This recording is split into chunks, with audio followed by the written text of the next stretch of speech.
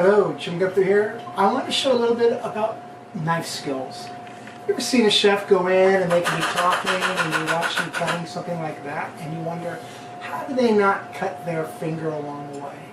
I'd like to teach you something you can practice at home that'd be really, really helpful. You need a flat palette knife. There's no edge to this. It's often used for spreading frosting on a cake. They come in different sizes. You can find them at the kitchen store. You want to use this as your practice knife. You can sit in front of the television and watching your favorite program. And you can sit there, and what I first encourage you to do is learn to pull your fingers back. That's really important. As if you're holding food. You're pulling your fingers back, and always the only thing you want here is from knuckle to knuckle showing with your fingertips underneath. It's very, very important. And what you do is you sit in front of the television and you begin to do this. Cut, cut, cut, moving your fingers back. Never moving the fingers out like this as though you're going to cut them. That's very, very important.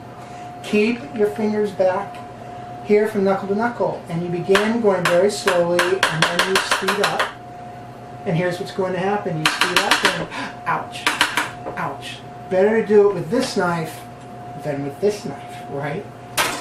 This is where you practice. You learn until you no longer go above the knuckle. It's the same thing cutting it this way. You learn to practice with this knife until such time that you don't go up so high. It's very important. You can sit and practice. It'll take you 2 to 3 days to practice before you're doing like this. After doing this for a while, then you get to take the real chef's knife. I'm going to take some asparagus spears. I'm going to do this, and notice right here, I'm just going to keep my fingers going, and I'm not even looking, I'm looking at you. I'm able to chop through. I am using my knuckle as the guide.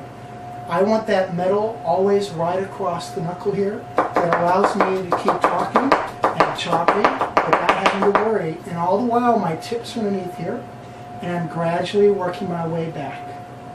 That's how you should be cutting in your kitchen.